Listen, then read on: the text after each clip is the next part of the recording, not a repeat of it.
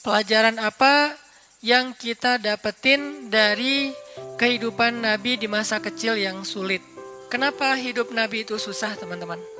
Salah satu hikmahnya agar Nabi belajar quwwatut tahammul, agar Nabi belajar kemampuan menanggung beban. Allah lagi menyekolahkan Nabi dengan sekolah kurikulumnya dari langit. Itulah sebaik-baik sekolah. Ada sekolah formal yang bikin kurikulumnya ulama. Ada sekolah yang disusun oleh saintis ataupun Dignas, pemerintah, sekolah-sekolah umum. Semuanya baik, tapi ada sekolah yang paling baik dan insya Allah nggak mungkin orang yang sekolah di situ tuh rugi, nggak mungkin. Udah sekolahnya gratis, hasilnya luar biasa, sekolah langit. Apa itu sekolah langit, teman-teman? Kehendak dan ketentuan Allah dalam kehidupan kita itu adalah sekolah bagi kita. Dari sejak kita kecil, remaja, kemudian menjadi laki-laki, kemudian jadi dewasa, kemudian jadi tua. Itu semuanya ada madrasahnya. Dari kecil kita dilahirkan di mana, oleh orang tua kita siapa, dalam lingkungan apa, kita sedang bersekolah. Kurikulumnya Allah, gimana cara kita mendaftar dalam madrasah langit ini? Caranya iman. Nggak ada uang pendaftaran, nggak akan dicoret dan di DO gara-gara nggak bayar uang SPP, nggak ada ujian nasional, nggak ada ujian semester. Ujiannya adalah dalam bentuk kehidupan. Dan itulah madrasah kita. Sehingga dalam madrasah itu Allah bukan mau ngasih kita ijazah bertuliskan nilai, angka, tapi Allah mau ngasih kita ijazah dalam bentuk sifat, dalam bentuk kematangan diri, dalam bentuk pemikiran yang dahsyat, yang jenius, yang brilian, yang lurus, yang kritis. Itu hasilnya. Kalau istilahnya ada materi-materi karakter building, ini karakter buildingnya langsung dari Allah yang lebih tahu tentang manusia. Huwa a'lamu bikum idh ansha'akum minal ard wa idh antum ajinnatun fi butuni ummahatikum. Dia lebih tahu tentang kalian, wahai manusia, ketika dia menciptakan kalian dari tanah. Siapa? Adam. Atau ketika kalian berada di dalam rahim ibu-ibu kalian. Siapa? Kita. Huwa a'lamu bikum. Allah lebih tahu tentang kalian. Sehingga yang lebih tahu ini memberi kalian madrasah. Sampai kita hari ini dapat madrasah dari Allah. Jadi ketika kita dapat ujian dalam hidup, kita coba bangun self-awareness. Oh, saya lagi sekolah sama Allah. Saya lagi disuruh latihan sama Allah. Latihan apa? Salah satu yang paling gampang adalah belajar quwwatut tahammul, kemampuan mengangkut beban. Terutama buat cowok. Fitrah kita itu diciptakan untuk mengangkut beban. Kita dijadikan lebih kuat bukan untuk gaya-gayaan, untuk mengangkut beban. Makin besar tanggung jawab dan beban yang dia ambil, makin dia cowok sejati. Rujulah kesatria namanya.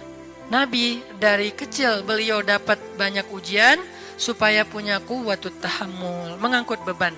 Dan memang benar, Nabi itu sedang disiapkan oleh Allah untuk mengangkut beban yang paling berat. Yang ketika dikasih ke langit, langit nolak. Dikasih ke gunung, gunung nolak. Dikasih ke matahari, matahari nolak. Dikasih ke semesta, semua semesta nolak. Dikasihlah kepada manusia yang bernama Nabi. Apa beban yang berat itu yang ditolak oleh semesta? Beban risalah. Satu tingkat lebih berat daripada beban nubuwah. Apa bedanya nubuwah sama risalah? Yang membawa nubuwah namanya Nabi. Yang membawa risalah namanya Rasul. Makanya ada Nabi, ada Rasul. Apa bedanya? Kalau Nabi dia nggak membawa ajaran baru, meneruskan ajaran Nabi sebelumnya. Tapi kalau Rasul membawa ajaran baru. Sehingga penolakan publiknya lebih tinggi. Ujiannya lebih berat kalau Rasul itu. Dia seperti membawa syariat baru. Kebayang ya? Kita udah punya tradisi, lalu kita juga punya nasionalisme.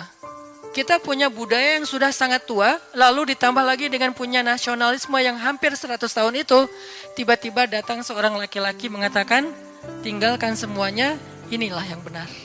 Gimana kira-kira penolakannya? Wah, habis tuh laki-laki. Banyak cerita mereka yang dibunuh. Makanya Bani Israel yaqtulunal anbiya bighairi haq, membunuh para nabi tanpa alasan yang dibolehkan. Kenapa? Menolak ajarannya. Yang sudah turun-temurun selama ratusan bahkan ribuan tahun. Beban inilah yang akan dipikulkan oleh Allah kepada Nabi. Kenapa risalah itu berat? Risalah itu secara bahasa teman-teman artinya ajaran atau misi. Seorang yang membawa risalah, surat, itu namanya Rasul. Rasul ini bisa bermakna Rasul dari langit, berarti Rasulnya Allah, namanya Rasulullah. Bisa juga Rasulnya bumi, Rasul para raja, utusan para raja yang diutus ke raja yang lain, membawa surat dari raja ini, bisa surat rahasia, bisa surat tentang perang, bisa surat tentang damai segala macam. Resikonya gede nggak tuh jadi utusan? Gede banget resiko jadi utusan. Ini utusan Allah, bukan kepada satu orang, kepada lil alamin, lin nasi kafatan ajmain, kepada banyak manusia. Ini beban yang berat. Malaikat aja nggak sanggup memikul beban risalah. Pohon, laut, dan segala macam makhluk-makhluk Allah, semuanya hands up, nggak mau. Ya Allah saya nggak kuat. Kami kasih ke langit, langit nggak berani. Kami kasih ke bumi dan gunung, gunung-gunung yang gagah, yang kuat itu nggak berani. Kami kasih kepada manusia, mereka mengambilnya. Siapa manusia di sini? Para anbiya. Jadi beban risalah itu berat sekali. Tentang bagaimana caranya yukhrijun nas minaz zulumati ilan nur. Misinya adalah mengeluarkan manusia, bukan cuma satu suku, manusia dari kegelapan kepada cahaya. Dan yang paling berat risalahnya, risalah Rasulullah SAW, karena dakwah beliau bukan kepada satu bangsa, tetapi kepada manusia semuanya, bukan satu zaman, tapi sampai hari kiamat. Itu kenapa Nabi Muhammad itu dari kecil itu susah hidupnya, karena mau menanggung sebuah beban berat, namanya beban risalah. Lalu kepada siapa risalah atau beban ini Nabi wariskan? Karena kan berlaku terus sampai akhir zaman ya.